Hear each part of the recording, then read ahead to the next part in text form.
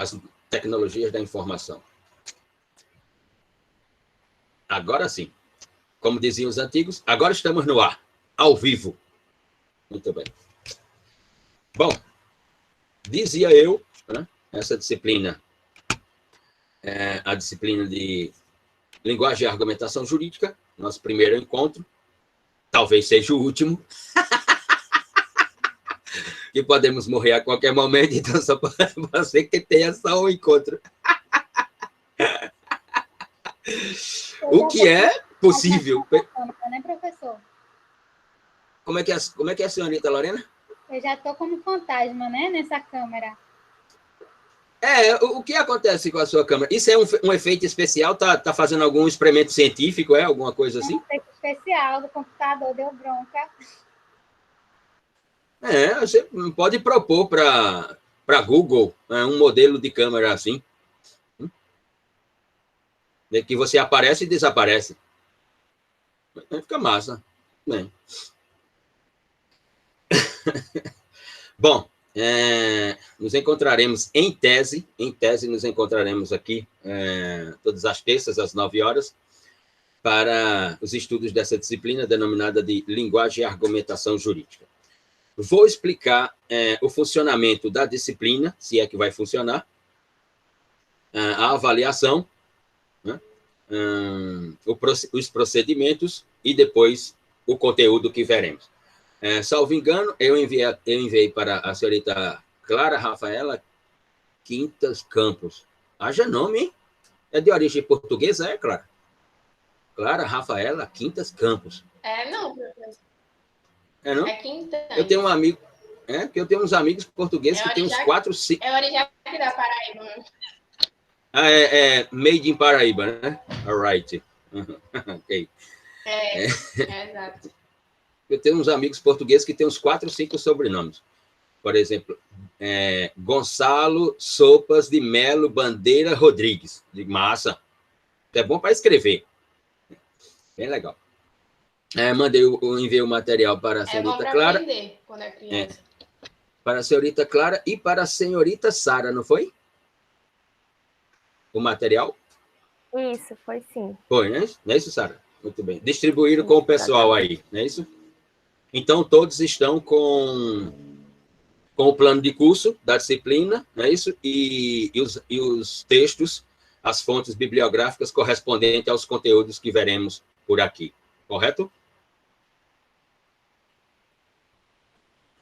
Muito bem. Bom, então vamos lá. No que se refere aos procedimentos aqui nessa disciplina, nós teremos 2 avaliações que serão orais. Possa ser que na segunda avaliação mude a forma da avaliação, não seja, portanto, uma prova oral, mas sim o envio de um vídeo sobre um dos conteúdos lecionados aqui e que eu terei que assistir e, portanto, atribuir uma nota a todos e todas. Mas a primeira prova, sem dúvida, será uma prova oral, uma avaliação. A câmera de Lorena está me deixando maluco. Toda vez que eu olho para lá, eu penso que vai acontecer alguma coisa. Daqui a pouco vai explodir. Vou tirar. Não, pode ficar tranquilo. Relaxe. Não tem problema, não. Foi só para não perder a oportunidade para fazer a piada.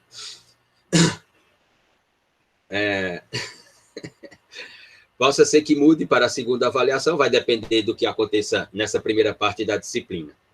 Então, em tese, teremos 2 avaliações orais, ou uma avaliação oral na primeira e o envio de um vídeo na segunda.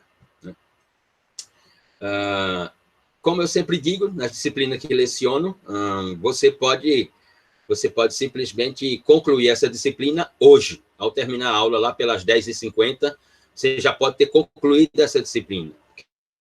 E você pode chegar ao final dessa aula hoje com 20 pontos. 20 pontos. E aí você vai estar aprovado, porque o máximo é de 10 na primeira unidade, 10 na segunda unidade. Então, se chegarmos hoje às 10h50 da manhã e você tiver 20 pontos, você está aprovado nessa disciplina, né? Não vai precisar mais ligar o seu computador, seu smartphone, seu iPad, seu tablet, se eu sei lá mais que porra tem nessas tecnologias da informação, né? Você vai poder dizer assim, sabe uma coisa? Eu já tenho 20 pontos, que porra eu vou ficar assistindo as aulas de Luciano? Mas vá se lascar, vou assistir porra nenhuma, vou ficar aqui na Netflix toda manhã, das 9 até meio-dia eu vou ficar aqui na Netflix, né? E vou explicar como é que você pode conquistar esses pontos até às 10h50. E quando um estudante está aprovado, que ele tem 20 pontos na disciplina, que ele chega e pergunta, professor, estou aprovado na sua disciplina? E o professor diz, tá, minha querida, está, meu querido. Qual é a vontade, qual é o desejo que surge no estudante para falar para o professor?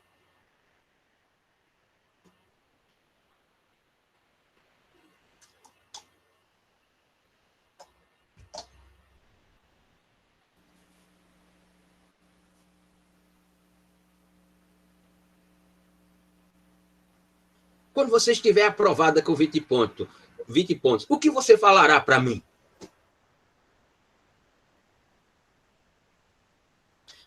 Marconi, um obrigado, obrigada, amém. Amém é foda. Ei, vamos lá, obrigado, diz Pedro Lucas. Não. Vamos perder esse iluminismo já agora, a partir de agora. Nada de iluminismo aqui. Vamos perder esse iluminismo. Sejam sinceros e sinceras, primeiramente com vocês. Depois comigo é relativo, mas com vocês têm que ser sinceros e sinceras. Nós podemos mentir para qualquer pessoa, só não podemos mentir para nós. Aí não tem alternativa. Mas para os outros a gente pode mentir. Então vamos perder o iluminismo, porque a vontade do estudante, quando o professor diz, você está aprovada, você está aprovado, a vontade do estudante é assim, professor, estou aprovado? Está. A vontade do estudante é chegar assim, então, professor, para você agora, olha, para você agora, professor, porque agora o senhor não tem mais nenhum poder sobre a minha pessoa. O senhor não tem mais nenhum poder sobre a minha pessoa. Vá se lascar, eu estou aprovado, porra. Entendeu? E vou seguir no curso. A vontade do estudante é fazer assim para o professor. Quando eu era estudante, né, e o ano que vem pretendo voltar a ser estudante mais uma vez, quando eu era estudante, a maior parte dos professores que eu tive, a vontade era de mandar ele para aquele lugar. Eu só esperava, obviamente, ter os 20 pontos primeiro na disciplina. E pesquisar, isso é importante, se não vou encontrar com ele numa disciplina posterior no curso. Isso é estratégico. Eu tenho uma estratégia assim, nesse sentido. Pronto. Então, vamos lá.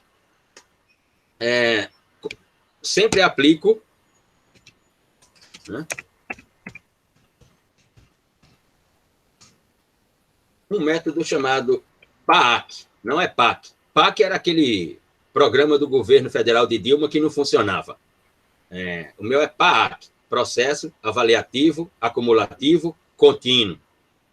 Então, a partir de agora, eu estou avaliando vocês continuamente até o final da disciplina, até o final do curso, dos encontros dessa disciplina. Então, obviamente que a avaliação não é só no dia da prova, né, no dia que vamos acordar para uma aplicação da prova ou envio do vídeo, se for o caso.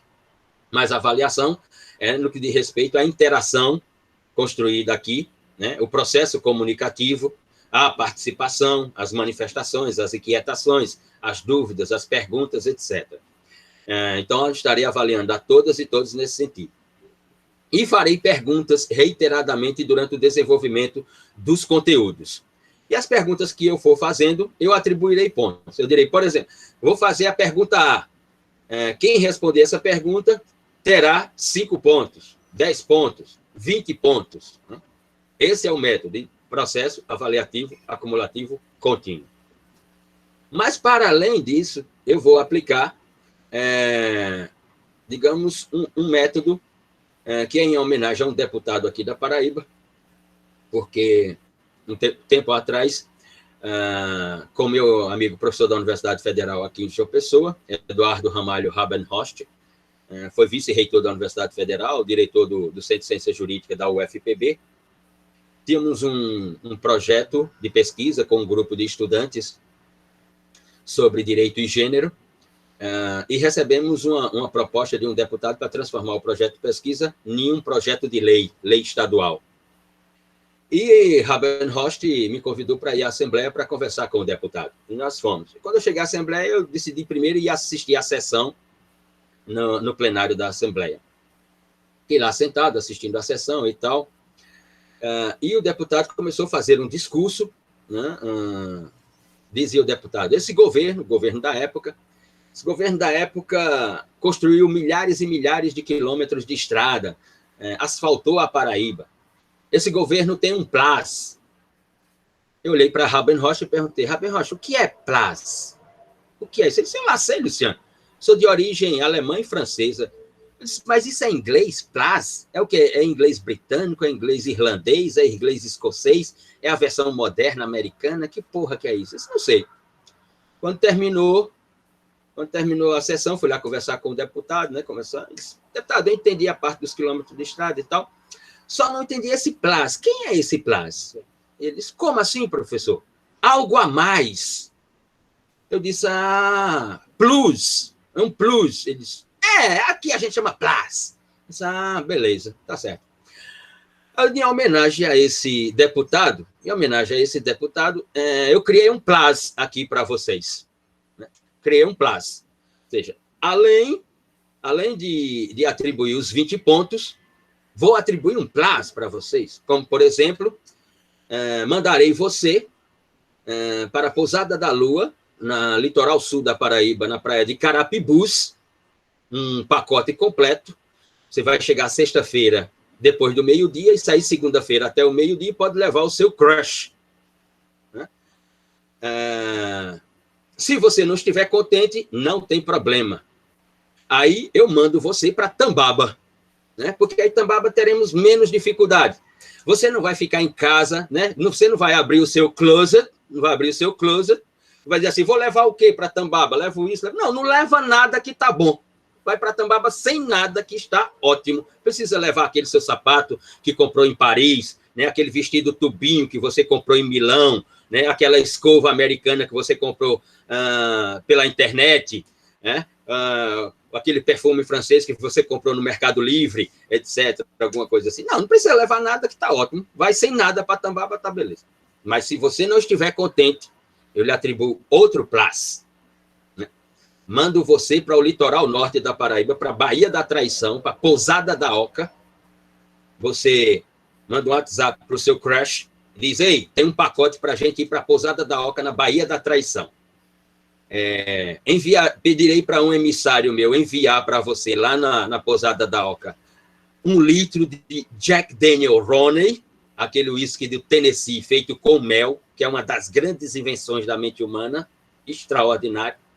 Ligarei para meu amigo Raoni, indígena da Baía da Traição, que cultiva lá um produto orgânico de primeira qualidade, primeiríssima qualidade, tá? Peço para ele enviar 2 unidades para você, para esse final de semana, você ficar tranquilinha lá, tá, não sei o que lá. Mas se você ainda não estiver contente, não tem problema. Se ainda não estiver contente, ligo para meu amigo aqui na praia de Tambaú, para Augusto, gerente do Hotel Tropical Tambaú. Peço para ele reservar o quarto 412, aquele que a janela fica virada para o Oceano Atlântico Sul, aquele verde esmeralda, a água fica batendo na parede da sua janela, chuá, chuá, chuá, e você olhando aquele verde esmeralda com o seu crush, tá.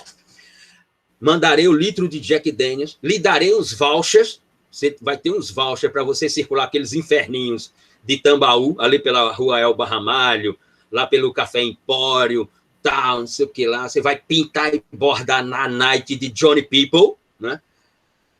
Depois vai voltar para o Hotel Tropical Tambaú, com o seu crush, né, lá pelas 4 da manhã. Vai acordar lá pelas 9, porque o café é até às 10. Vai abrir aquela janela, vai estar aquele verde esmeralda. Você vai olhar para trás, vai estar aquela cama king size, aquele lençol branco enorme, metade ao chão, metade sobre a cama, e um corpo nu de bruços. E a garrafa de Jack Daniels ainda com 3 dedos no balde de prata. Não taca a porra que você não vai responder minhas perguntas para ganhar todos esses prêmios. Não é possível que você não vai responder as perguntas para ganhar esses prêmios. Quero ver se assim a gente não constrói interação. Muito bem. Posto isso, já falei das avaliações, os procedimentos, né? Vamos para os conteúdos. A disciplina é desenvolvida em 3 eixos. Marconi, adorei a variedade de pacotes de viagem. É isso aí. Isso aí. E ainda estou vendo, mas está difícil com esse governo aí, está difícil. Ainda estou vendo se consigo 2 doses de vacina para vocês. Aplicar uma num braço, outra no outro. Que aí já vai fechado. Entendeu? É para não ter, para eliminar os riscos. Muito bem. No que se refere à grade de conteúdos da disciplina, nós temos 3 eixos. Primeiro eixo é uma proposta metodológica, porque não tenham dúvidas que não existe ciência sem metodologia. A ciência é o resultado de uma construção metodológica.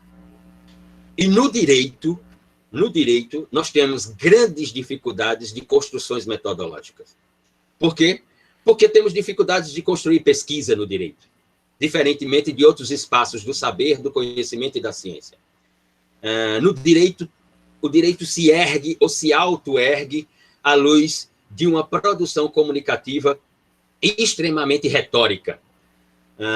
Muita linguagem, né? Uma organização de linguagens, mas com pouquíssimo conteúdo.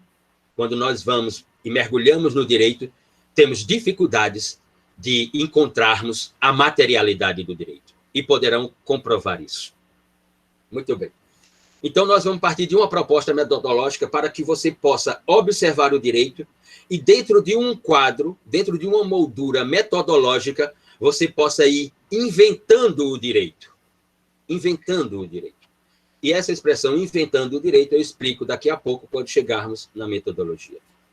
Então, essa proposta metodológica, vou até colocar aqui.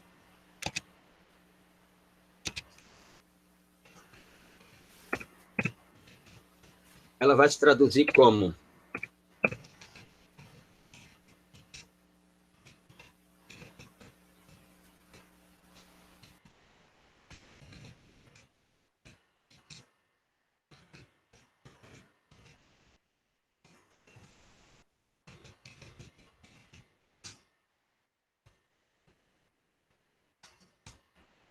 Ela é uma proposta metodológica observacional, construtivista, estrutural, crítica e funcional. Então, ela tem 4 estruturas, a metodologia. A primeira das estruturas, observacional, porque a metodologia é observacional, porque eu, você, nós somos os observadores do direito. E o que é saber, o que é conhecimento, ou o que é ciência ou sistema do direito, partirá das nossas observações. Partirá das nossas observações. Não há saber, não há conhecimento, não há ciência sem o observador. Ou seja, não tenha dúvida, perca o seu iluminismo imediatamente. Não haverá linguagem do direito se você, que é estudante de direito, não produzir essa linguagem. Porque se você chegou na faculdade apenas para traduzir, ou para repetir, ou para reproduzir as linguagens que já estão nos livros, lá na biblioteca, ou as linguagens que já estão postas no direito, então você não precisaria vir à faculdade. Fica em casa, pega os vídeos no YouTube, né, e fica, como diziam os antigos, arremedando o que já está dito. Você está aqui para inventar uma outra linguagem para o direito, e o direito se apropriar dessa linguagem. Você tem que ter uma linguagem, e vão notar isso o mais rapidamente possível. Quando, daqui a pouco, daqui a alguns dias, ou daqui a algumas semanas, ou daqui a alguns meses, quando estiver saindo de casa para ir na padaria, né, comprar aquelas pamonhas, aquelas tapiocas de queijo com coco, aquele queijo coalho, aquele queijo de manteiga, aquele bolo de fubá, comprar aquele monte de coisa para tomar café pela manhã, vai aparecer um vizinho seu perto de você, vai assim, senhorita Clara, a senhora é estudante de direito? Sim, sou estudante de direito. Meu cunhado está com um problema jurídico assim. Qual é a solução? Você ainda é um estudante. Eles já acham que você é ministro do STF. E na hora que você abrir a boca para responder ao seu vizinho, à sua vizinha, para dar uma resposta, que essa resposta vai ser uma solução para um problema jurídico, se você não persuadi-lo, ele vai sair dali dizendo para todo mundo que você não entende nada de direito, que você é um estudante de bosta, que não sabe o que você está fazendo na faculdade, que você é um merda. Ele vai espalhar para todo mundo. É assim que funciona. Então, a partir de hoje, quando você abrir a boca, reflita. Tem que ser um discurso jurídico. Porque o outro está ali para ser persuadido pela sua linguagem. E aí, quando você explicar juridicamente para ele o problema que o cunhado dele tem e quais as possibilidades de solução desse problema, ele vai sair dali, vai chegar lá no açougue para comprar carne dele, vai dizer assim, conhece aquela menina lá? Senhorita Clara, estuda lá no CCJ. Acabou de fazer uma consulta jurídica comigo. Puta que pariu, rapaz. Já vou conversar com meu cunhado. Já sei qual é o problema que ele tem, a solução. Porra! 10, viu? Top, top, top, top. Vai sair assim. Ou acontece uma coisa, ou acontece outra. Por quê? Porque a estrutura é binária. Ou é A, ou é B. Ou é bonito, ou é feio, ou é positivo, ou é negativo, ou é branco, ou é preto. A estrutura do direito é binária. O direito é um código binário. Nada mais. Então, observacional, porque é você que vai produzir a linguagem do direito, o saber do direito, o conhecimento do direito. Luciano, mas a Luciano está dizendo isso? Não. Não, não, não.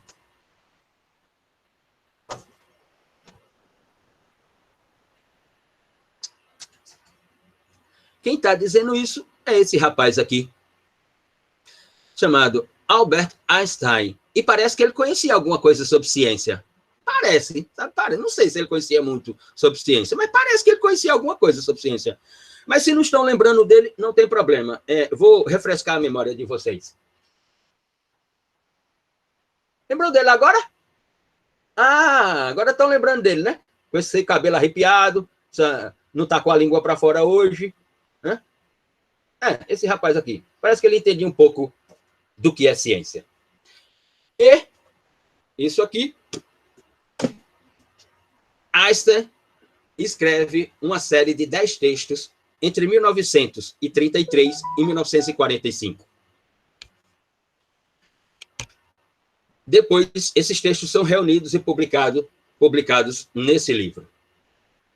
O livro é publicado póstumamente, em 1950, quando Einstein já não estava mais vivo. Einstein dá o título a esse livro de Pensamentos sobre os Anos Difíceis. Penso que eu não preciso explicar por que Einstein deu esse título ao livro. Pensamentos sobre os Anos Difíceis. Um cientista judeu na Alemanha nazista entre 1933 e 1945. Pensamentos sobre os anos difíceis. Pergunta aqui, Maria Helena. Você nem termina o curso e já pega 3 processos. Não tem menor dúvida. Exatamente, é bem por aí. Nunca imaginei ver Einstein em humanas. Adélia Natália. Vai ver alguns outros aqui. Passaremos por vários físicos e outros personagens que não estão exatamente, no caso do direito, dentro das ciências sociais aplicadas ou das ciências humanas. No texto de 1933, Einstein faz uma afirmação que ela é contundente. Ela é contundente. Por que ela é contundente? Porque a modernidade, ela se fundou em 2 palavras. Vou colocar aqui. A primeira delas, rácio. Razão é a primeira palavra. A sociedade moderna é a sociedade da razão. Na sociedade moderna, todos têm razão. Veja que na sociedade anterior, na sociedade medieval eclesiástica europeia, quem só tinha razão era a igreja e o príncipe. Eram os dois personagens legítimos para dizer o que é a razão. Com o surgimento da sociedade moderna e a decadência e a extinção da sociedade medieval eclesiástica europeia, a primeira palavra que vai construir a modernidade é razão. Todos nós temos razão. Ou seja, os modernos transformam a sociedade moderna, ou constroem a sociedade moderna com o fundamento do jogo das razões. Toda vez que alguém abrir a boca na sociedade moderna, tem que abrir a boca por um discurso racional. Tem que utilizar a racionalidade cognitiva para produzir uma linguagem na sociedade moderna. Ou seja, não é mais admitido os argumentos puramente metafísicos. Ah, por que aconteceu isso? Ah, aconteceu porque Deus quis assim. Não, na sociedade moderna não funciona mais assim. Quando eu digo, aconteceu isso, eu tenho que explicar por que aconteceu e como que aconteceu. Essa é a sociedade da razão.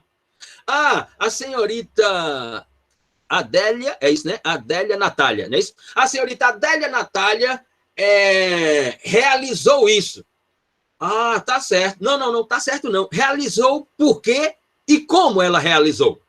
Eu tenho que explicar. Ou seja, a razão ou a racionalidade é a produção cognitivo-linguística pela qual eu construo um teorema explicativo.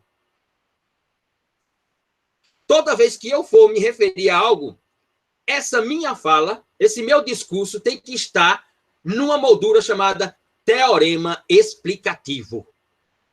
Eu tenho que explicar. E aqui, como diria Tobias Barreto, o ponto é capital.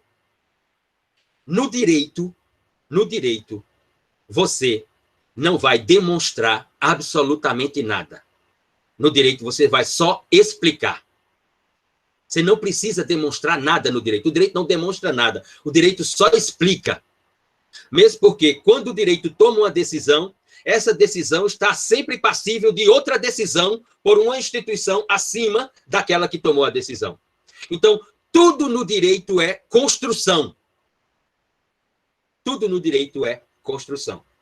Por isso que o primeiro elemento é observacional. Porque em 1933, Einstein vai recolocar a ideia de saber, conhecimento e ciência na sociedade moderna. Para Einstein, a razão não é suficiente. Outra palavra.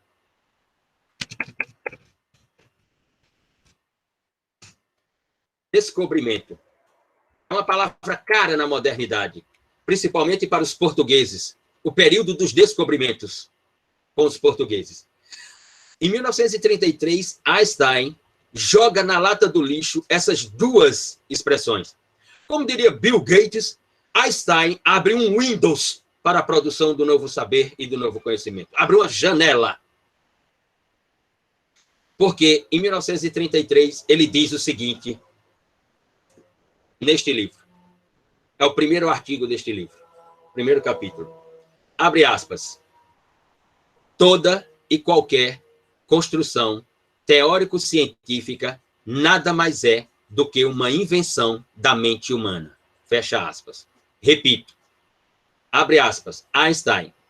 Toda e qualquer construção teórico-científica nada mais é do que uma invenção da mente humana.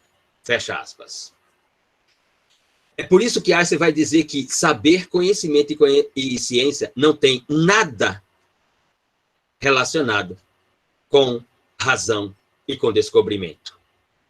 Mas sim, Einstein inventa um verbete para a memória do saber, do conhecimento e da ciência. Ele diz que saber, conhecimento e ciência é uma questão de invenção, e não de razão ou de descobrimento. E para inventar, é preciso, primeiro, você ter uma memória E segundo, você tem uma linguagem. É preciso você ter aqui várias pastas. Pasta C, 2 pontos, D, 2 pontos, E, 2 pontos, F, 2 pontos, H, 2 pontos. E toda vez que você observar, você como observador, toda vez que você observar as relações sociais, toda vez que você observar as fenomenologias, toda vez que você observar a natureza, você vai acionar uma pasta aqui no seu cérebro, e essa pasta vai lhe dar o texto que você precisa para produzir a linguagem sobre o que você está observando. O que significa dizer que, se as pastas que você tem aqui são pastas homofóbicas, racistas, separatistas, excludentes, sexistas, as observações que você vai construir e a linguagem que você vai produzir serão assim. Agora, se as pastas que você tem aqui observam o mundo em várias perspectivas e várias possibilidades, e com a ideia de observar o outro como a si próprio, então, a sua construção linguística para o direito poderá se traduzir como um processo evolutivo do direito. Ou, do contrário, poderá se traduzir como um processo de manutenção do direito que está aí, ou mesmo de involução do direito que está aí. Por isso que o primeiro elemento da metodologia é observacional. Porque, como dizia Einstein, não tem nada a ver com razão, não tem nada a ver com descobrimento, tem a ver com invenção. Einstein vai e diz, a crítica diz que um amigo que eu tenho, britânico, chamado Sir Isaac Newton, descobriu a teoria da gravidade. Einstein diz, nesse texto, Einstein diz, não. Newton não descobriu a teoria da gravidade. Newton inventou a teoria da gravidade. Porque a palavra gravidade não existia no verbete da física.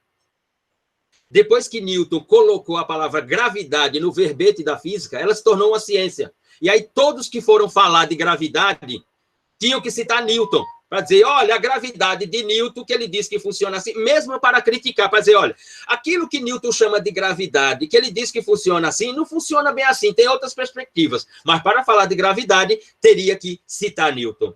O que significa dizer, por outras expressões, que você tem que inventar palavras para o direito. Se você quer renovar o direito, você não pode ficar repetindo as palavras que o direito já construiu. Na hora que você criar um verbete, ou seja, que você criar uma palavra ou uma expressão e explicar essa expressão linguisticamente e que ela for parar dentro de uma decisão judicial prolatada por um juiz ou magistrado, também conhecido como The Batman, o protetor de Gotham City, né, porque o juiz vai para o fórum vestido de super-herói, né? Ele tem até uma vaga lá chamada Batcaverna, quando você chega no fórum, está escrito na garagem, juiz. Aquela é a Batcaverna do juiz. Né? Ele chega, estaciona o carro dele lá, pá. Quando você chegar lá com a sua BMW 325i ou com a sua Mercedes 470 SL, tenta colocar na vaga do juiz para você ver a comida de rabo que vão dar em você. Você vai ver. Por quê? Porque aquela é a Batcaverna do juiz. Ninguém pode entrar na Batcaverna. Só o Batman. Então, quando essa sua expressão for parar dentro de uma decisão judicial, ou que essa sua expressão... Eita, lembra lá no início?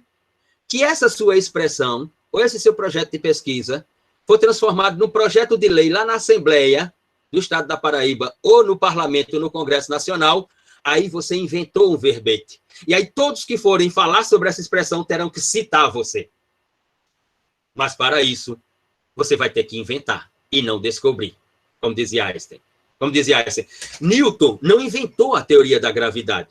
Ou seja, Newton... lá na Inglaterra, que é um país que não tem porra nenhuma para fazer, porque está tudo construído, é um país chato do caralho. Ainda bem que tem as grandes cidades como Londres, como Manchester, né, como Oxford, sabe?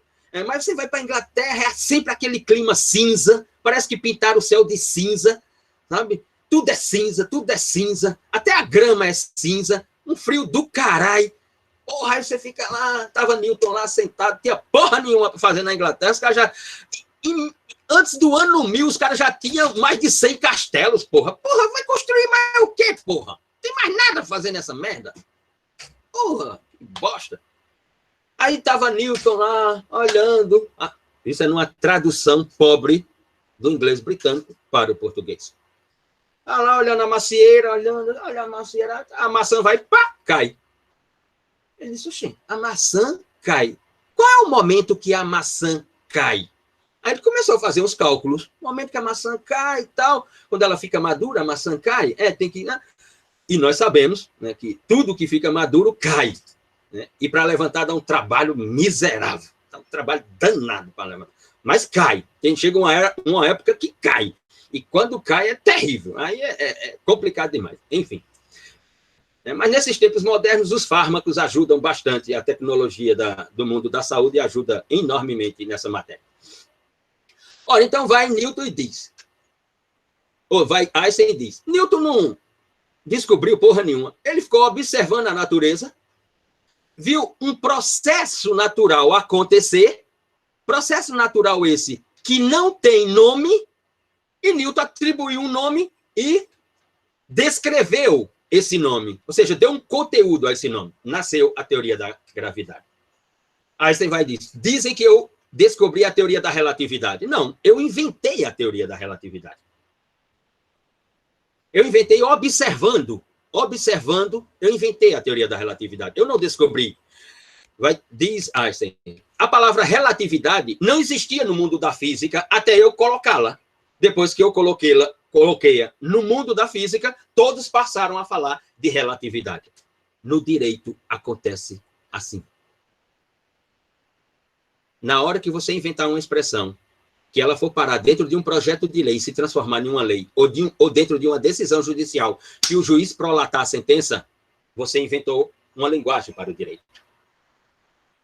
Ou na hora que você escrever um artigo, publicar numa revista, e que outros pesquisadores que estão escrevendo sobre aquele tema, por exemplo, uma dissertação de mestrado, uma tese de doutorado, ou para a publicação do livro, que se depararem com o seu texto e citarem você inventou uma linguagem para o direito. E aí, as coisas acontecem no direito. E aí, sabe o que vai acontecer com você? Sabe o que vai acontecer com você? Vão chamar você de cientista do direito.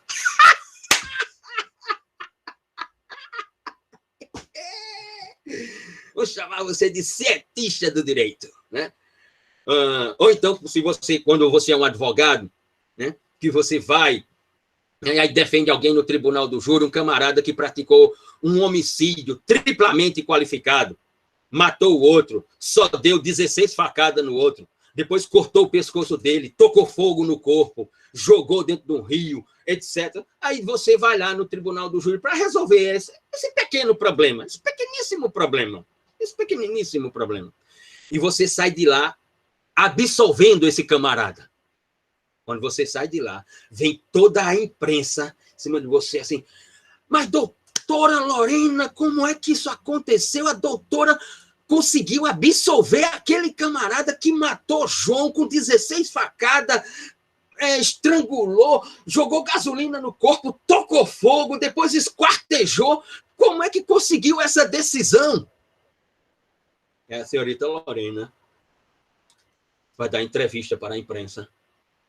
Depois vai ser chamada para ir no programa do SAMU, no programa daquele camarada lá da TV, do Sistema Correio, no meio-dia, né, que o programa é apresentado e o sangue está pingando na tela da TV, e vão perguntar para você, como é que depois o Datena vai fazer uma entrevista de link com você, você vai ficar na sua cidade com aquele negocinho aqui assim, o Datena lá em São Paulo, no estúdio da Bandeirantes, no Morumbi. Doutora Lorena, como é que isso aconteceu aí no Tribunal do Júri em Campina Grande? E a doutora Lorena tá lá. Aí sabe o que é que vai acontecer se você for advogado? Aquela senhorita que é a secretária do seu escritório vai dizer assim, doutora Lorena, a senhora tem que vir aqui rapidamente no escritório, o telefone não para de tocar, já atendi 55 ligações com pessoas com o mesmo problema querendo contratar os serviços da senhora. Aí, ó.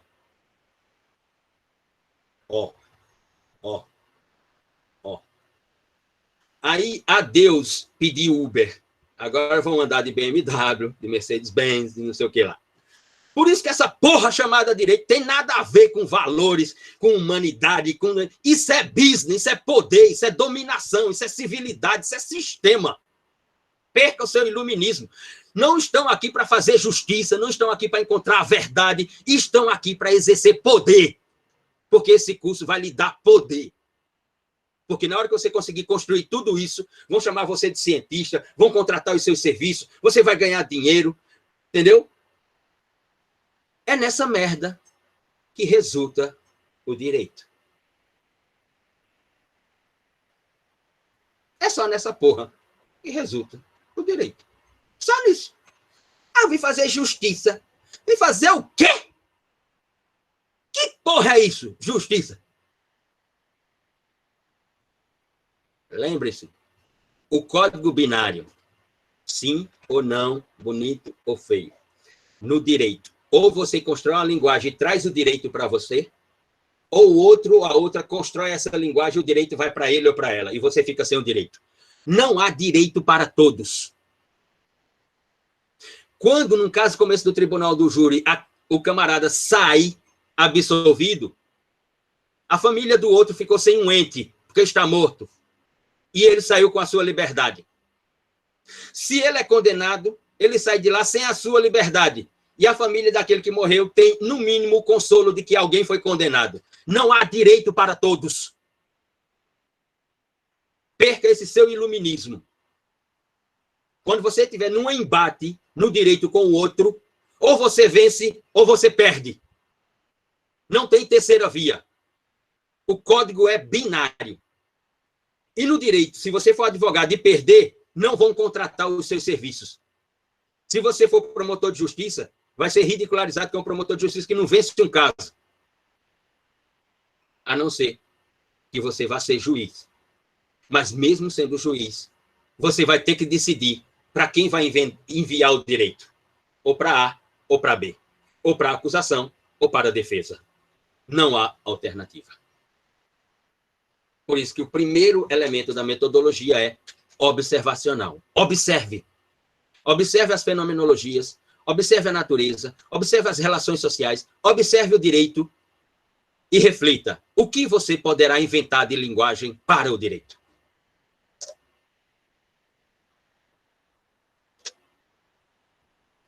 O segundo elemento é construtivista. Porque você vai estar sempre construindo. Se você está inventando, você está sempre construindo. E, mais uma vez, dentro da ideia binária, toda construção implica em uma destruição.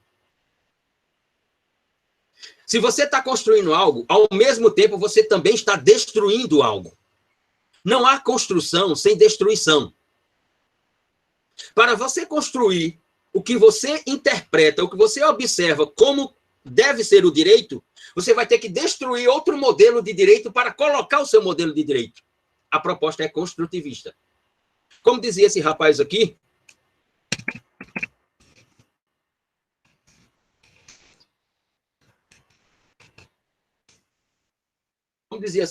na Inglaterra do século XX, nos anos 20, George Spencer Brough, tudo na vida tem no mínimo dois lados. Dizia Spencer Brough. Um lado bom e um lado ruim, dizia Spencer Brough. Com exceção, obviamente, do DVD de Solange Gomes, que só tem o lado ruim, né? Que é o lado que tem a imagem e toca. O outro lado que não tem nada, então só tem o lado ruim, o DVD de Solange Gomes. Né? Porque não presta mesmo, aquilo é uma porcaria, não presta. Né? Então, mas Spencer Brough não conheceu Solange Gomes. Se ele tivesse conhecido Solange Gomes, ele teria reformado a tese dele sobre lado bom e lado ruim. Ele teria dito, tudo na vida tem um lado bom e um lado ruim, e tem momentos que só tem um lado ruim. Aí ele daria o exemplo do DVD de Solange Gomes. Pronto, acabou a história. Aí teria fechado a teoria dele. Por isso que é construtivista. A terceira estrutura dessa metodologia é estrutural. Por que estrutural? Porque a observação e a construção terá como resultado uma linguagem. A estrutura dessa metodologia é a linguagem. Você fará tudo com linguagem, com comunicação, com texto escrito, com texto oral, com outras formas de linguagem, como nós veremos aqui nessa disciplina, as diversas formas de linguagem. A estrutura irrenunciável que você utilizará é a linguagem. Se você tiver uma memória, se você tiver uma cognição, se você conseguir observar, mas se você não tiver uma linguagem, não acontecerá nada. Não acontecerá nada. Agora, para você ter uma linguagem, é preciso você ter uma memória, é preciso você ter cognição, é preciso você observar. E aí você traduz tudo isso em um modelo de linguagem. Por isso que a linguagem ela é a estrutura da produção do saber, do conhecimento e da ciência. É nesse sentido. E aqui nós temos 3 estruturas: observacional, construtivista, estrutural. E a 4ª, crítica. Por quê? Porque todo pensamento tem que ser crítico. Todo estudante de direito tem que ser crítico. Por exemplo, aqui, com todo respeito ao EPB, com todo respeito à instituição, com todo respeito àqueles que fazem parte da instituição. Mas no meu tempo de estudante, no Largo de São Francisco, se tivesse uma norma na instituição que dissesse que um professor pode dar 1 hora de aula e computar 2, nós fecharíamos a faculdade. Tinha aula, não. Que conversa é essa? 1 hora é 1 hora, 2 horas são 2 horas, 30 minutos são 30 minutos. Como é que um professor pode dar 1 hora de aula e computar 2? Isso é estelionato. Isso é estelionato educacional. Isso é estelionato pedagógico. Se a aula é de 2 horas, o professor tem que dar 2 horas de aula. Ele pode dar 1 hora e 40, 1 hora e 50, ele pode dar 1 hora e meia e estabelecer 30 minutos para debate com todos, mas o professor vir aqui e dar 50 minutos de aula, 1 hora de aula e computar 2? No meu tempo de estudante, a gente fecha a faculdade e acabou a história. Tem aula não, meu camarada. Pode revogar essa porra dessa norma. Ou o cacete vai cobrir aqui. Vamos deixar de fuleiragem. Isso aqui é um curso de direito, porra. Ou seja, no curso de direito já vem com um estelionato? No que se refere às próprias aulas? Que porra é essa? Que porra é essa? Vamos deixar de fuleiragem? Tem que ser crítico. Duvide de tudo. Parta sempre da dúvida. Tem que ter uma palavra na sua cognição. Aqui, toda vez que você observar algo, não parta da certeza, parta da dúvida, da incerteza. A certeza não vai lhe levar a lugar algum. A certeza vai deixar você estacionado. Você não vai sair do lugar onde está. Ela já levou você para ela própria, a certeza. Quando eu tenho a certeza sobre algo na vida, eu vou fazer mais o quê? Vou sentar meu traseiro em algum lugar e vou ficar com essa porra aqui o dia inteiro, com a bunda em algum lugar. É o que eu vou fazer. Agora, se eu tenho a dúvida, se eu tenho a incerteza, se eu tenho a inquietação, isso me move.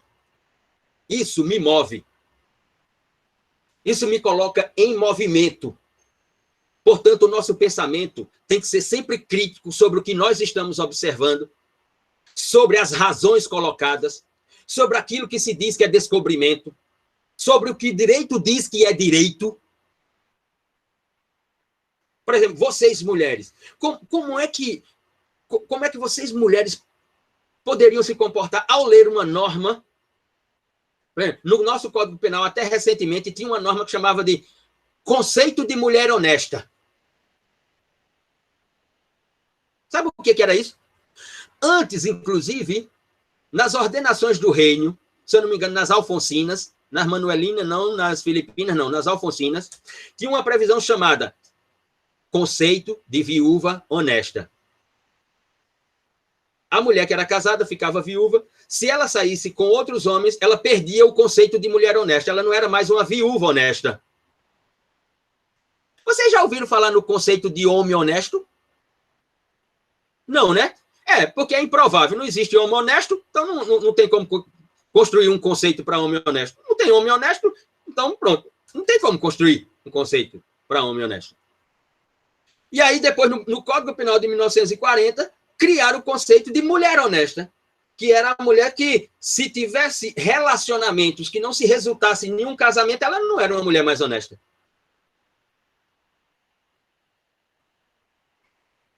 E aí as mulheres vieram para o direito e assistiram essa linguagem, até que um dia algumas mulheres assim, vá para casa do caralho com essa porra desse conceito de merda. Que porra de conceito de merda é esse no direito? E aí tiveram que o quê? Excluir esse conceito da linguagem do direito. É sobre isso que nós estamos falando. Observacional, construtivista, estrutural e crítica. E tem um último elemento, funcional. Tem que ter uma aplicabilidade. Tem que ter uma aplicação. Tem que ter uma execução. Tem que ter uma materialidade. Tem que resultar numa materialidade. Então, essa é a estrutura da metodologia. Perguntas? Dúvidas? Inquietações?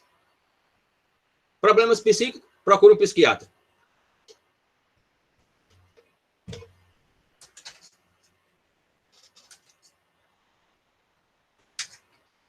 Professor, quando o senhor fala nessa metodologia, nesses aspectos todos aí, o senhor está falando... O senhor está me escutando?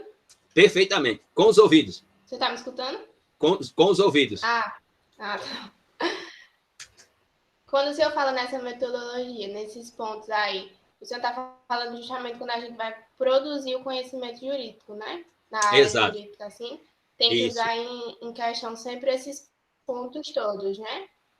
Parta sempre desses elementos. Toda vez que alguém chegar com uma teoria do direito, que começar a expor a teoria do direito, parta desses elementos para interpretar o que está sendo lhe apresentado. Só que não resulta aí. Essa é a estrutura da metodologia. Agora nós vamos para a parte dos elementos linguísticos constitutivos dessa metodologia, que são 4. Agora eu vou... Professor, Diga quem é? desculpa. Sobre a parte funcional, seria a modificação... Tá escutando, não? Estou escutando, é que eu só estava brincando com esse negócio da câmera aí. Funcional seria a modificação das normas jurídicas. Exato. A renovação do processo legislativo. Entendeu? Implicar nas reformas da lei. Depois de todo esse processo de observação, construtivista, estrutural, crítico, se é em relação a uma lei, o final dessa metodologia tem que propor ou a revogação dessa lei e a construção de outra, com base em outras estruturas, ou a reforma dessa lei. Exemplo, até recentemente, no direito penal brasileiro, adultério era crime. E em regra, adultério era crime quando era a mulher adulta, porque quando era o homem adulto, todo mundo fechava os olhos e fazia de conta que não existia. Você conhece algum homem condenado por adultério? Na memória do direito? Agora, quer que eu lhe dê 10 casos de mulheres condenadas por adultério? Até que revogou-se o artigo, né, que dizia que adultério era crime. Ou, mais recentemente, a decisão do Supremo Tribunal Federal, que fez abolir da linguagem do direito a expressão da legítima defesa da honra. O Supremo Tribunal Federal tomou uma decisão recentemente e disse: no tribunal do júri, não se prolata mais a expressão legítima defesa da honra. Por quê? Porque a legítima defesa da honra era uma argumentação, na teoria da argumentação jurídica dos discursos do direito, no tribunal do júri, quando o homem pegava a mulher em adultério, ia lá, matava a mulher, era levado ao tribunal do júri, o advogado argumentava com a expressão: sim, mas ele estava defendendo sua honra, aquilo não foi um homicídio, aquilo foi uma legítima defesa da honra. Sim. Quantas vezes você já ouviu falar de algum julgamento no tribunal do júri, né, que a mulher traída, né, foi lá, jogou uma chaleira de água quente no ouvido do filho da mãe, né, e foi para o tribunal do júri e o advogado falou assim: ela exerceu o seu direito de legítima defesa da honra. Você já ouviu falar de legítima defesa da honra da mulher no direito? Quando é que você ouviu falar?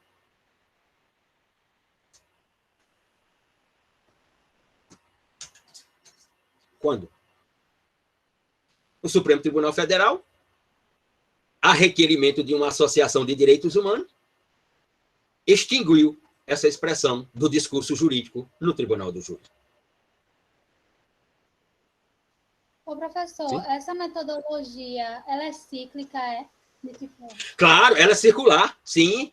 Ela é conectiva. Um elemento leva a outro até fechar o círculo e voltar para o ponto original. Exato, ela é circular.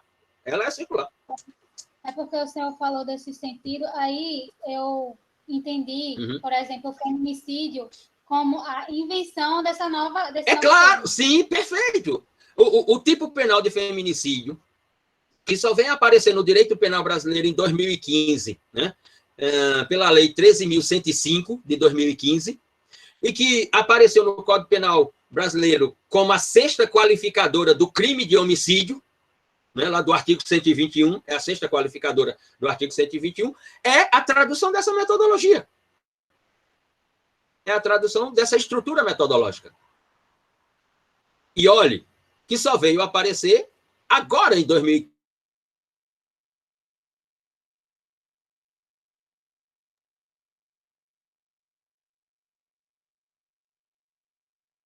Gente, travou. Travou. Foi na internet dele, já que está em todo mundo. Ainda bem, tinha achado que tinha sido a minha.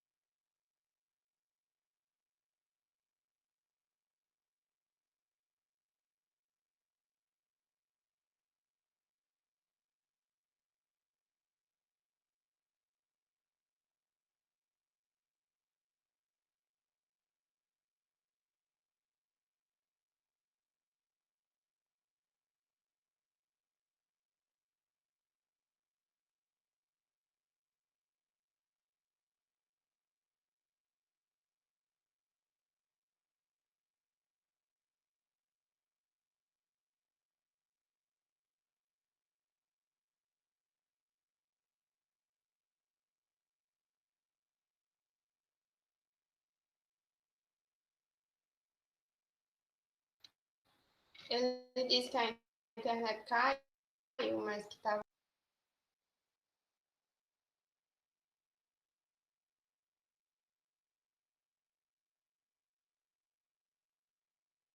Vocês estão ligados que a aula dele se refere praticamente ao livro, né? Praticamente tudo que ele falou está lá no livro, nos capítulos que o professor passou. Eu percebi isso. Qualquer coisa a gente só fala o que o professor Luciano falou e diz que leu todo.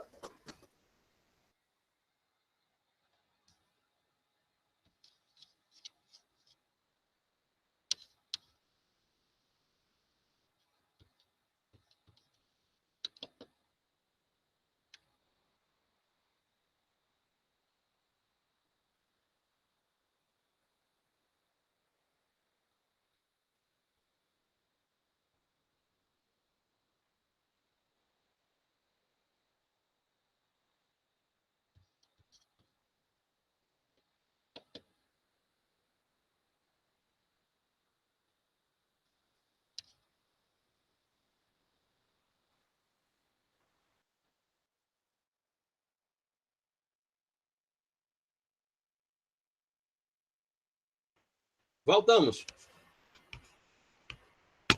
Me ouvem? Me ouvem? Sim. É que eu penso, eu posso estar errado, mas penso que tem que pagar a internet todo mês, né? Para usar. Eu penso, né? Eu acho que é isso. Tem que pagar todo mês. Tem que pagar todo mês para usar. Às vezes eu esqueço. Muito bem. Bom, se a estrutura é essa, a metodologia tem seus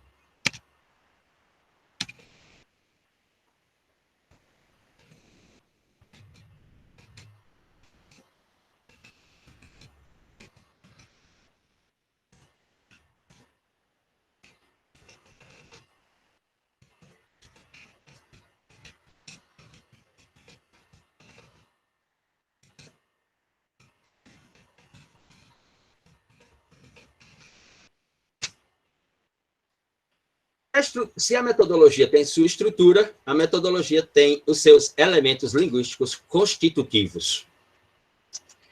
E essa estrutura ela será organizada por esses elementos de produção linguística: verdade, paradoxo, complexidade, interdisciplinariedade. Esses são os elementos linguísticos constitutivos da proposta metodológica. Vou discorrer sobre cada um deles e explicar cada um deles. Mas antes, perguntas? Mais dúvidas? Dinheiro emprestado não tem, nem peça, porque não vai dar.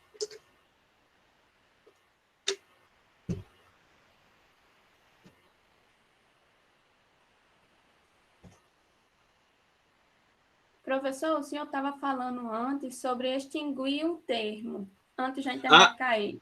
Como é que chega nesse ponto de extinguir o termo? O que acontece? Qual o processo deve acontecer para chegar nesse nível? Não há, né, para atingirmos esse estágio, não há exatamente uma certeza de que isso vai acontecer. É sempre uma luta, é sempre uma construção. Se vai acontecer ou não, não há como ter domínio sobre isso. A metodologia é um mecanismo, né, de construção para se atingir esse estágio. Mas não há garantia de que isso irá acontecer. Agora, sem ela, é que não vai acontecer de jeito nenhum. De jeito nenhum vai acontecer. Agora, com ela, nós abrimos uma perspectiva de chegarmos a esse estágio. Mas não há garantias de que chegaremos a esse estágio. É só perceber que as estruturas linguísticas no direito duram séculos. Duram séculos. Mas é preciso caminhar. E é preciso sempre estar em movimento. Nesse sentido. Mais alguém? Dúvida? Professor. Quem é? Pedro. Pedro Lucas, é? Oi. Aí... Pedro, Gabriela e eu acho que Carlos também ia falar alguma coisa. Diga lá, Pedro. Bem rapidinho, minha pergunta. É só algo que ficou assim na minha cabeça. Pode fazer, Gabriela. Pode fazer, depois eu faço. Tá bom, obrigada, viu, Pedro Lucas? Enfim, a questão sobre as palavras, criação de palavras. A gente, quando for criar algum termo, a gente tem que sempre se pautar em algo anterior, né? Não pode, criar uma palavra aleatória e dar um sentido, um significado nele. Ou pode? Eu não sei, eu fiquei meio confusa em relação a isso. Não, Gabriela, uma das soluções, vou utilizar aqui alguns exemplos, uma das soluções é você ir buscar palavras que não seja do mundo do direito e ressignificá-las no mundo do direito do ponto de vista da etimologia. Vou dar exemplos aqui de autores que são fundamentalmente construtores de palavras. Karl Marx, por exemplo. A expressão luta de classes, ela não existia na economia política. Estado burguês, ela não existia na teoria do Estado. Né? O proletariado é uma palavra que não existia na sociologia do trabalho. E assim por diante. Né? No direito... Ressignificar as palavras, talvez, né? Exato. Eu posso ir na física trazer uma expressão da física e, no direito, conceber a ela uma outra função dentro do sistema do direito que não aquela que ela tem lá na física, e ressignificá-la. O direito vai se apropriar dessa expressão agora e vai dizer que ela é uma expressão jurídica, porque interprete algo. Toda vez que nós colocarmos uma palavra dentro do sistema da linguagem do direito, ela deixa de ser uma palavra que nós colocamos e ela passa a ser uma expressão jurídica. Ela passa a ser um verbete do direito. Ela não é mais nossa, ela agora é do direito. Quando você leva uma linguagem para o direito e ele diz, opa, isso é direito, agora aquela palavra é uma palavra jurídica. Ela não é mais sociológica, ela não é mais econômica, ela não é mais da física, ela não é mais da química, ela não é mais da filosofia, ela agora é uma palavra jurídica. O direito transforma as palavras que nós levamos para o direito em palavras jurídicas. É neste sentido. Aí, uma das técnicas, obviamente, é o estudo etimológico das palavras. Quando você se deparar com a palavra lá na física, quando se deparar com a palavra lá na biologia, aí você fazer um estudo etimológico de qual é o sentido dessa palavra lá na biologia. Vamos dar um exemplo aqui. O professor Niklas Luhmann, que vocês vão ler texto dele aqui nessa disciplina, trouxe para o direito essa palavra.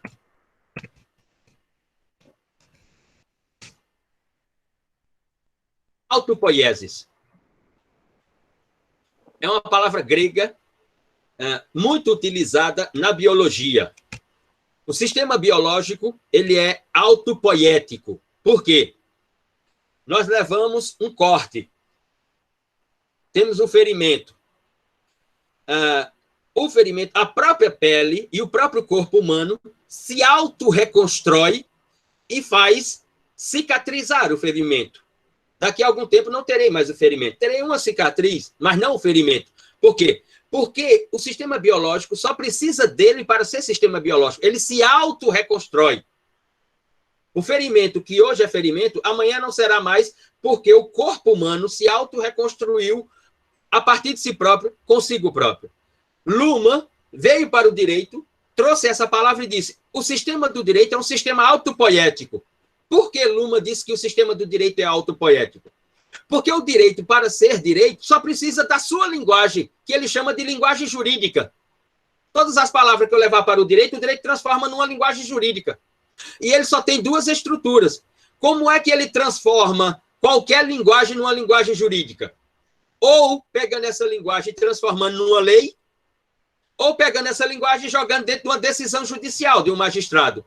E aí, quando essa linguagem vai parar dentro de uma lei ou dentro de uma decisão judicial, ela se torna uma linguagem jurídica. Ela não é mais outra linguagem. Autopoiese no direito quer dizer o sistema do direito como autorreprodutor, como produtor de si próprio. O direito não precisa de outra linguagem para ser direito, ele só precisa de uma linguagem jurídica. E a linguagem jurídica, quem tem é ele. É nesse sentido. Acho que é Pedro. Pedro? Também conhecido como o primeiro Papa. Não, é que eu queria perguntar que esse processo também fica em constante renovação ao longo do tempo, né? Por exemplo, hoje com a tecnologia já é outro processo. Né? Claro, Pedro, sem dúvida alguma. Sem dúvida alguma. Perguntas? Não, peraí. Era uma pergunta, não um tratado. Tratado também é foda. Vamos lá. Então, eu posso dizer que a linguagem jurídica é resultado dessa construção histórica transformadora e condizente com a consciência coletiva referente a cada época, não sendo necessariamente moral, visto que, por exemplo, esse conceito de mulher honesta, mesmo não sendo moralmente correto, era lícito e um termo aceito juridicamente. Agora você aumentou as complexidades, senhor Marconi Filho. Muito bem. Daqui a pouco, nós falaremos, não hoje, mas na próxima aula, falaremos sobre a produção do discurso jurídico. E com relação à sua pergunta, Marconi, em 1911, Esse rapaz aqui...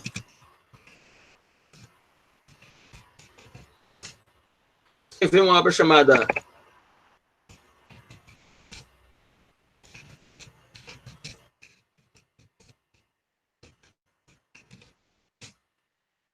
escreveu uma obra chamada Caption Problem Rest Teoria. Problemas capitais da teoria do direito. Em que ele dizia que o direito é um fenômeno, a religião é outra, e a moral é um terceiro. E eles não podem se misturar. Eles não podem se misturar. Por quê? Porque quando a linguagem do direito se mistura, ou quando ela é contaminada por uma palavra ou uma linguagem da religião, aquilo que vai ser linguagem jurídica perde a força como jurídico e a linguagem teológica se sobrepõe, se transformando em jurídica. Se eu admitir que a construção do direito que eu estou fazendo pela linguagem pode ser contaminada por expressões morais, aquilo que eu vou construir como linguagem jurídica perderá a força jurídica e terá mais uma força moral, como esse caso do conceito de mulher honesta. O quanto tem exatamente de ciência jurídica nesse conceito de mulher honesta e o quanto tem de moral nesse conceito de mulher honesta? Por isso que Kelsen vai dizer que não podemos misturar as linguagens. Por isso que quando eu pensar numa linguagem para o direito, eu tenho que pensar que essa linguagem ela tem que ser jurídica, sem ser contaminada por palavras da religião e por palavras da moral. E aí, em 1934, ele conclui essa obra de uma forma sistemática e escreve...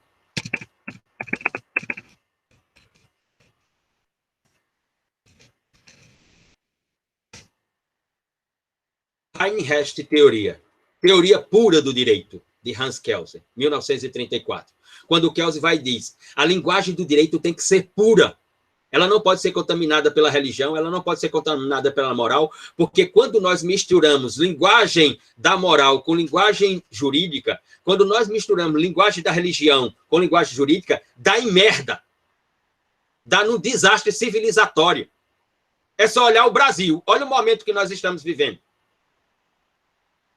Olha o momento que nós estamos vivendo há alguns anos. É por causa de quê? Por causa que estamos misturando linguagens.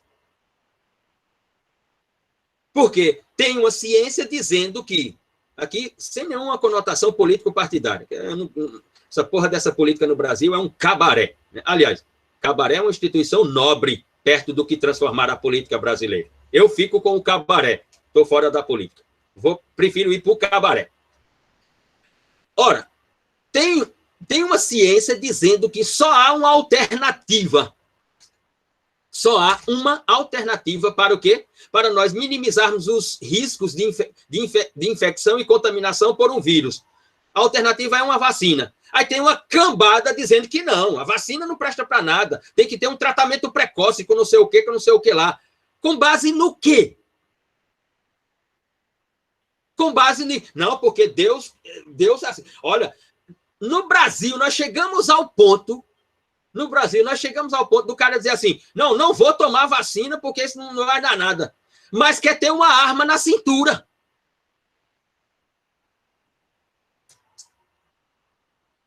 Que ciência é essa?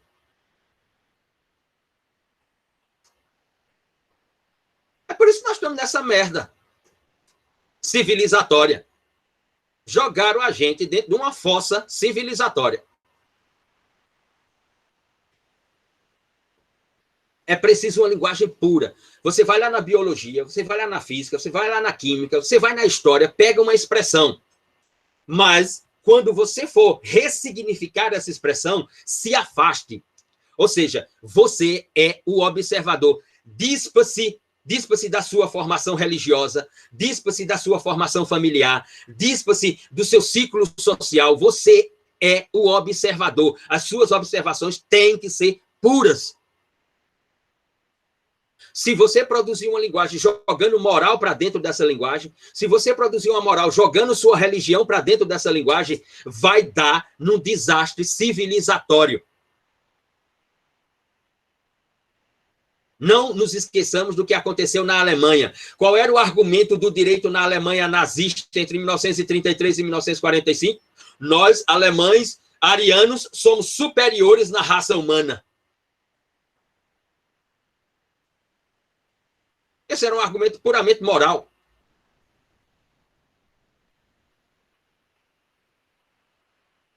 Camila, professor, mas se o direito e a cultura são interligados, assim como a moral e a cultura, como é que ele vai se dar essa separação? Vai se dar por cada construção linguística do observador. É preciso fazer esforços civilizatórios. Deixa eu fazer uma pergunta aqui. Por exemplo, a pergunta é para as senhoritas, mulheres. Qual é o espaço reservado às mulheres na religião, em qualquer uma delas? Quem é a mulher na história das religiões?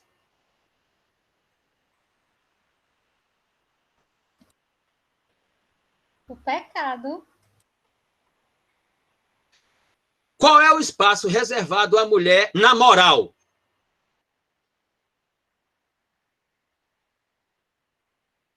Submissão completa. Submissão, né? A maioria das vezes. O que é que as mulheres conquistaram do ponto de vista civilizatório através da religião e da moral?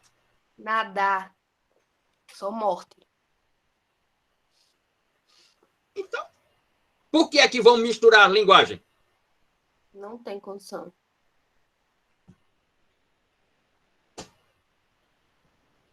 Para você ter uma ideia, só para dar uma ideia, para refrescar a memória de todos nós. 2000 anos atrás, um rapaz que inventou uma religião se orgulhava de seus pés serem ungidos com azeite por uma prostituta. Até hoje, qual é o lugar que a moral da sociedade reserva à prostituta? Marginalização, né? Completa. Nenhum. Mas 2000 anos... Não vê como ser humano. Vê como animal e só. Só há dois caminhos para o processo civilizatório na modernidade: a política e o direito. E no caso do Brasil, esqueça a política, porque transformaram numa merda. Então sobrou o direito. E olhe que no direito, preparem-se. A luta será grande para vocês, mulheres. A luta exigirá de vocês grandiosidade, sacrifício, esforços, dedicação. Nesse sentido. Por isso que Kelsen dizia que era necessário a separação das linguagens. Mas, 31 anos antes de Kelsen, no Brasil, um rapaz inventou uma linguagem. E faço um desafio a todos vocês. Fora essa disciplina aqui, vocês, nesse curso, até o 10º semestre, não ouvirão falar desse rapaz mais, fora dessa disciplina, porque ele foi apagado das letras jurídicas no Brasil. Em 1881,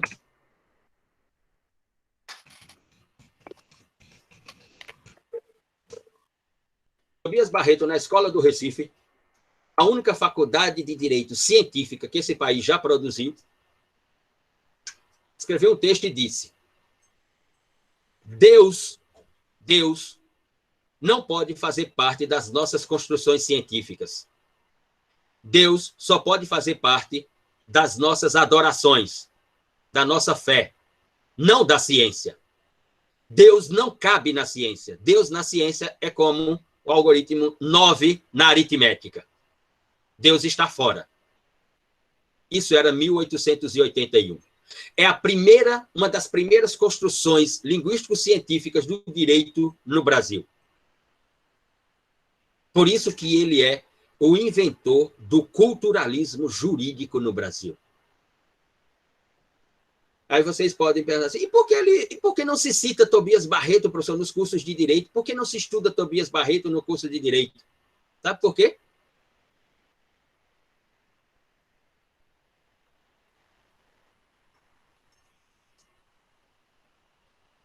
Porque ele é mulato. Porque ele é mulato, filho de pessoas humildes, filho de um serventuário da justiça e de uma mulher do lar. Oriundo do estado de Sergipe, vindo de uma cidade do interior do estado de Sergipe no século XIX, chamada Vila de Campo Real, que hoje se chama Tobias Barreto, a cidade. Aos 15 anos era professor de latim. Aos 20 anos falava 4 línguas. Aos 25 anos falava 7 línguas. Dizem que os cursos jurídicos no Brasil começaram em 11 de agosto de 1827. É mentira. Não. É verdade que o decreto de Dom Pedro é de 11 de agosto de 1827, criando a Faculdade de Direito de Olinda e a Faculdade de Direito do Largo de São Francisco, em São Paulo.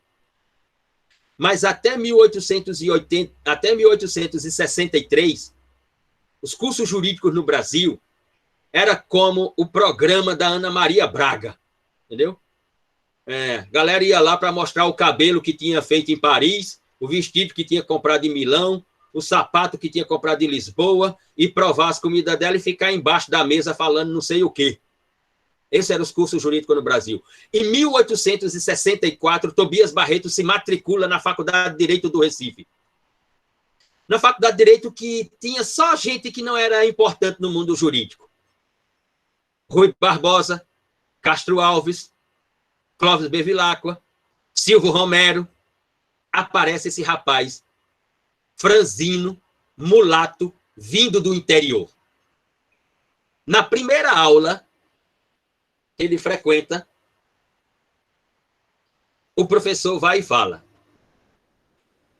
nós somos um país liberal. Nós somos um país liberal do ponto de vista político, do ponto de vista econômico e do ponto de vista jurídico.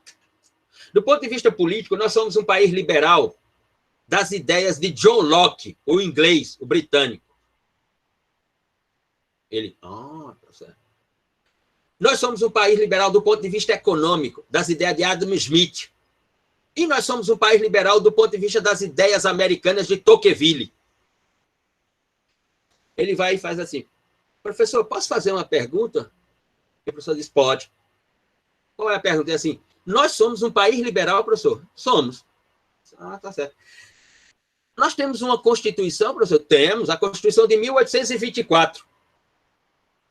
Lembre-se, o ano é 1864, 40 anos depois da nossa primeira Constituição. Quando é que foi abolida a escravidão no Brasil?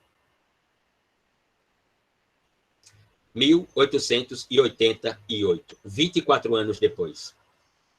Então ele pergunta: se nós somos um país liberal, professor, como é que nós temos uma Constituição na qual tem um artigo, uma cláusula, que diz que um homem pode comprar outro, desde que o outro seja de determinada cor, professor? Que país liberal nós somos, professor? E aí ele vai dizer: não, professor, nós não somos liberais, nós somos escravagistas. Porque isto não existe em nenhum outro lugar do mundo.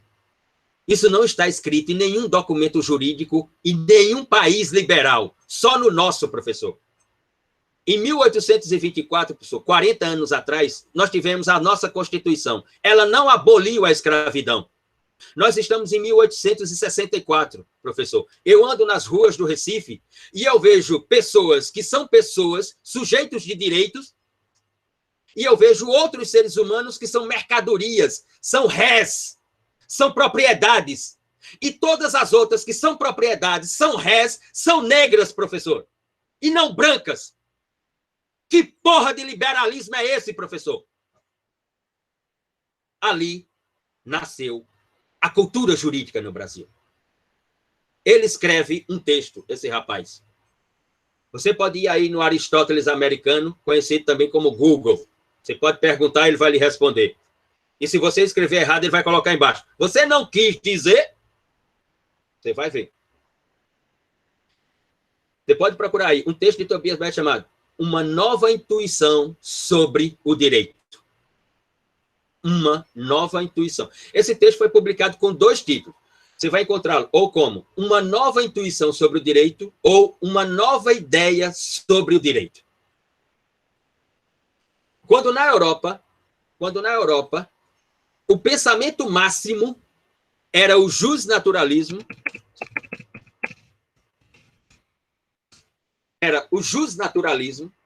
quando na Europa o pensamento máximo era o justnaturalismo, ou seja, as pessoas nascem com direitos. É mesmo? Os negros nas Américas nasceram com quais direitos? Quais eram os direitos dos negros nas Américas? Nos descobrimentos.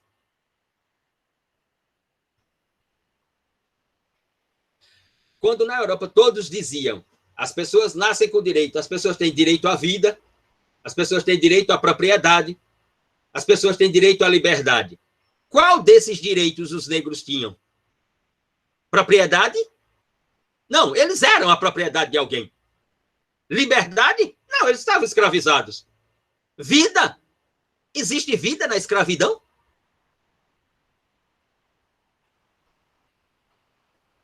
Por isso que Tobias Barreto escreveu esse texto. Porque ele observava as ruas no Recife. E sabia que tinha pessoas que eram sujeitos de direito e outras pessoas humanas como aquelas pessoas que não eram observadas como humanas, mas como mercadorias. Ele era o observador. Ele conseguiu observar o que os outros não conseguiram ou não quiseram observar. E aí ele escreve esse texto, que vou citar um fragmento. Depois vou mandar para as senhoritas só o fragmento e podem distribuir com a turma. Me cobrem no WhatsApp para eu lembrar para enviar esse fragmento. Abre aspas. A história do direito não é tão antiga assim. Ponto. A história do fogo é mais antiga que a história do direito. Ponto. A história da cerâmica é mais antiga do que a história do direito. Ponto. A história da culinária é mais antiga que a história do direito. Ponto. O direito é um produto histórico, linguístico e cultural da humanidade. Note o conceito que ele dá para o direito.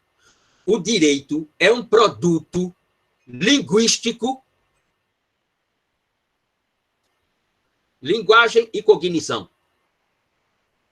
Observação, cognição, linguagem. Observação, cognição e linguagem. O direito é um produto linguístico, histórico e cultural da humanidade. Ponto.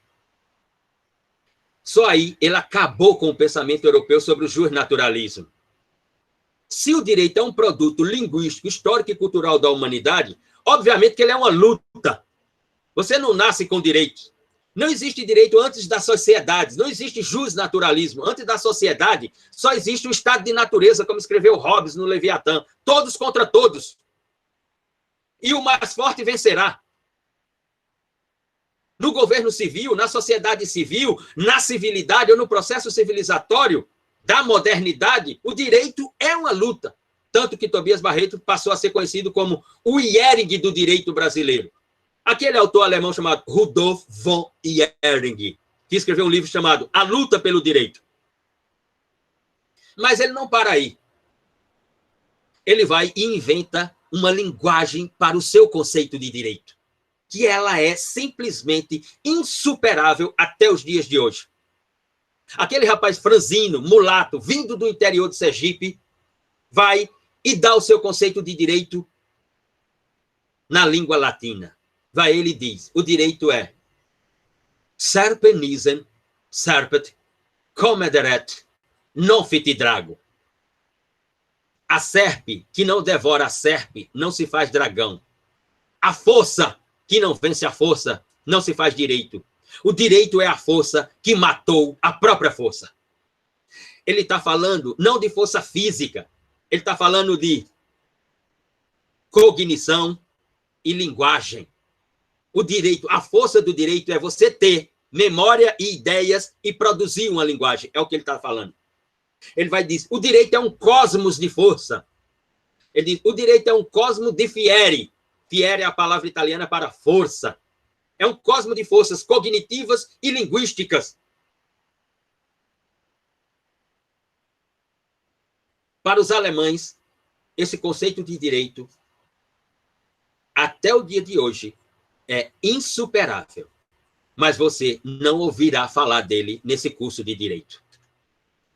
Não haverá um professor que em algum momento na sua aula citará Tobias Barreto. Isso não acontecerá.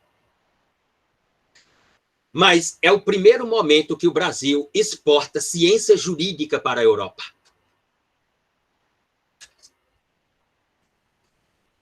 Você, se deparando com os textos dele, ele vai abrir o texto sempre com um fragmento escrito em alemão.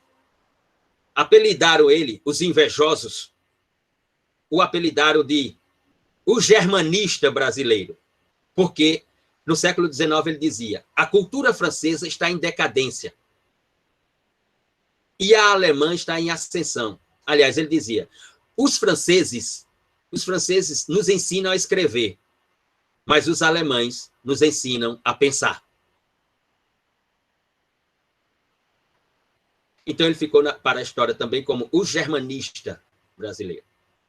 Sabe por quê? Porque ele se tornou autodidata em alemão, Sprachdeutsch.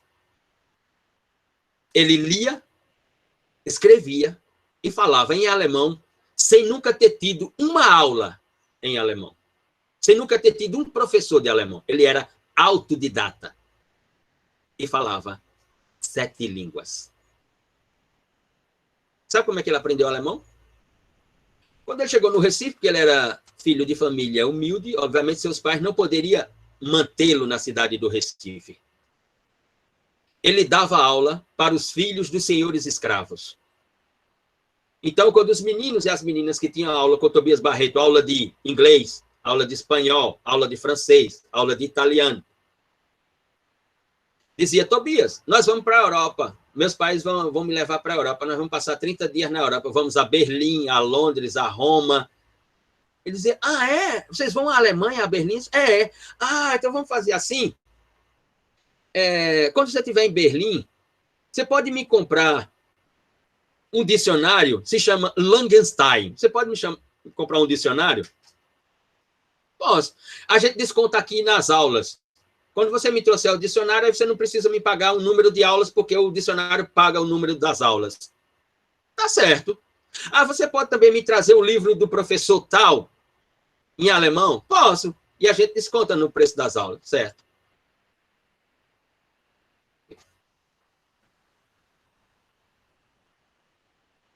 Livro, dicionário, caderno e caneta. Palavra por palavra. Olhava o livro, palavra tal, dicionário, português. Livro, palavra, dicionário, português.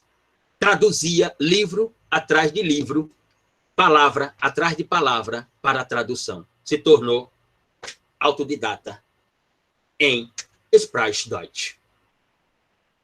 Acha que foi mole para ele? Acha que foi moleza para ele?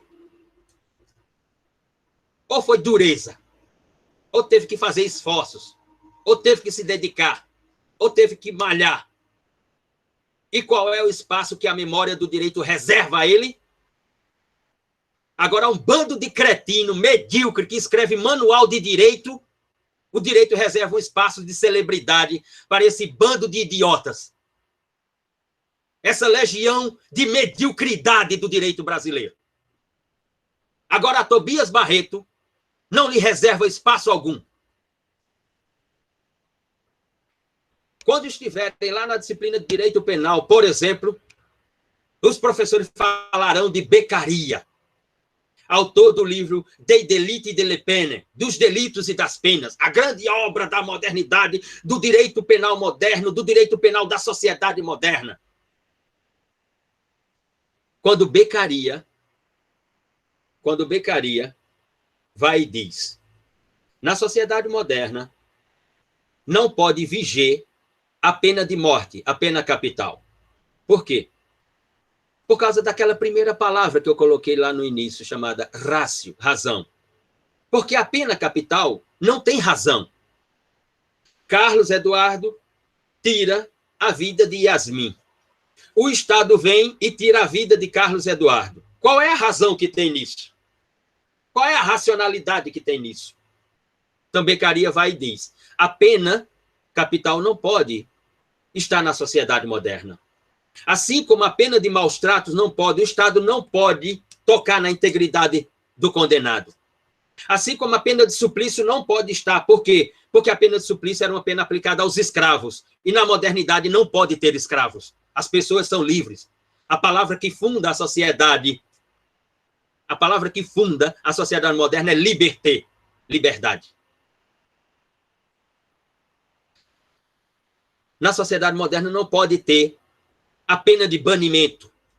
Uma pessoa não pode ser banida do seu país, porque você perde 2 outros direitos: o direito de nacionalidade e o direito de cidadania, e você fica vagando pelo mundo. E olha que a pena de banimento é uma das penas que deu origem à sociedade brasileira. É só ir lá nas ordenações do Reino de Portugal, Alfonsina, Manuelina, Filipinas, e vão encontrar a pena de banimento lá. Quando o camarada cometia um crime em Portugal, contra a coroa, uma das penas era bani-lo para o Brasil, para não voltar nunca mais. Por isso que a nossa sociedade é formada, como diz na Paraíba, por esse mi da pipoca. Só veio parar aqui o mi da pipoca. Só gente fina que veio parar aqui para formar a sociedade brasileira, né? Só Chanel número 5 veio parar aqui para formar a sociedade brasileira. Ô, papai! Ora, então Beccaria diz que a pena tem que ser a pena privativa de liberdade. Sim, Gabriel, sim, sim. Tem que ser a pena privativa de liberdade. Isso é 1764. Em 1884, Tobias Barreto publica a primeira obra de criminologia e direito penal do Brasil.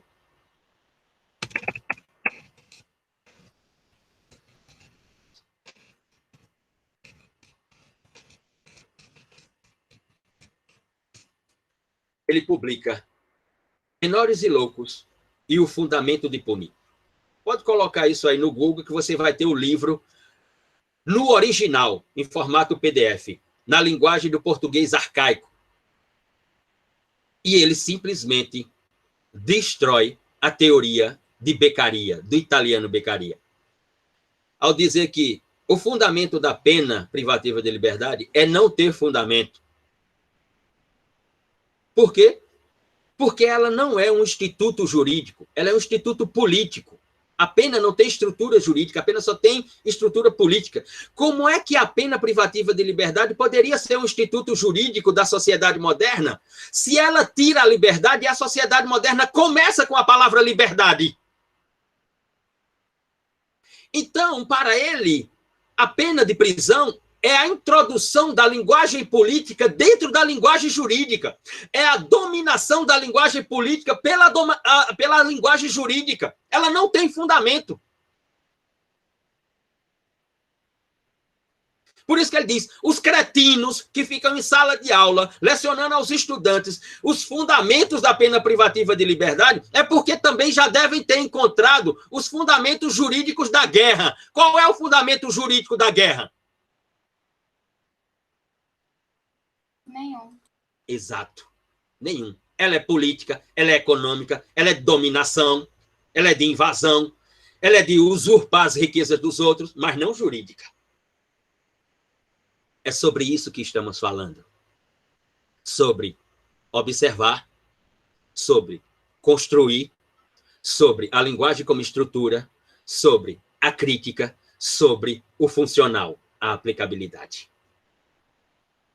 É sobre isso que estamos aqui, numa aula virtual, em um curso de direito. Mas sobre ele, você não ouvirá falar mais nesse curso, fora essa disciplina. mesmo no direito penal. Esse texto, Fundamento de Punir, é o maior texto sobre direito penal já construído nas Américas. E não sou eu que estou falando, são os europeus que falam assim. Mas aqui no Brasil, você não ouvirá falar dele. Por um detalhe simples. Porque ele chegou ao direito como filho de um funcionário de cartório e de uma mulher do lar, e era mulato. Porque se ele fosse loiro de olhos azuis, teria uma estátua em cada esquina das grandes cidades desse país para ele. Por causa, como diria Hannah Arendt, por causa da sua condição humana. Ele tem que ser esquecido. Só por causa da sua condição humana. Mas não existe na memória do direito nenhum autor mais importante do que ele até o dia de hoje. Esses cretinos que escrevem manual de direito e que se acham celebridades são bosta comparado com o Tobias Barreto. São uns merda comparado com o Tobias Barreto. Pedro, e existem vários Tobias Barreto que são... não tem... nesse país, assim. Assim. Nesse país, assim. Está assim. Vanusa Keller. Professor, no caso, ele é reconhecido em outros países? Sim. Tem um autor italiano, pode procurar por ele aí, um autor italiano chamado Mário Lozano. Mário Lozano traduziu uma série de obras de Tobias Barreto para o italiano. Ele é um dos grandes estudiosos de Tobias Barreto, professor Mário Lozano, italiano. Mas no Brasil, não se estuda Tobias Barreto.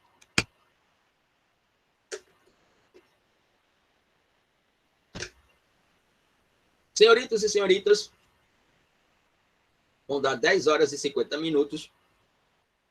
E há quem fale que o Brasil não é um país... Não é nada, que é isso? Nós, racistas? Que é isso? Nós, racistas? Nós somos racistas? Nós, brasileiros, somos racistas? Quem foi que falou isso? Quem foi que disse isso?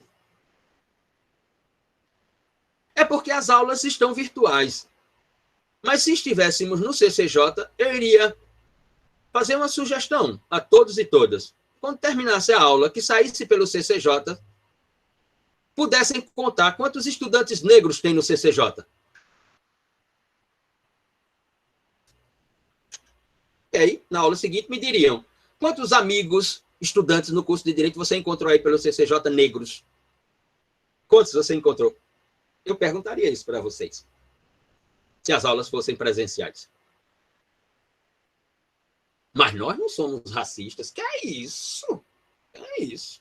Somos nada. Próximo encontro, se houver, se eu estiver vivo, né, vou fazer meus esforços para permanecer. Nós nos encontramos aqui e reiniciamos com os elementos constitutivos da metodologia observacional, construtivista, estrutural, crítica e funcional. Então, partiremos dos elementos constitutivos: verdade, paradoxo, complexidade, interdisciplinariedade. E agora eu vou, porque eu preciso tomar uma, porque eu já estou tremendo, até agora não bebi nada, nem fumei, então eu já estou aqui assim, já estou quase não me segurando. Então, tomar uma, porque depois tem aula de processo penal. Bom dia para todos e todas. Se for possível, vemo-nos a semana que vem. Diga. O senhor está fumando o quê? Eu só fumo o que não tem contraindicação, né? Produtos orgânicos, da natureza. Né? Porque como dizia Bezerra da Silva, se é da natureza e a natureza foi inventada por Deus, qual é o problema? Aí tá certo, professor. Quem foi que inventou a natureza? Foi Deus. Então pronto, meu filho. Estou acobertado por Deus. É natural. Como diria no direito, meu advogado é Deus. É o fraco? É o fraco? Pronto. Bom dia para todos e todas, senhoritos e senhoritas. Volto já para a disciplina aqui de processo penal com o pessoal.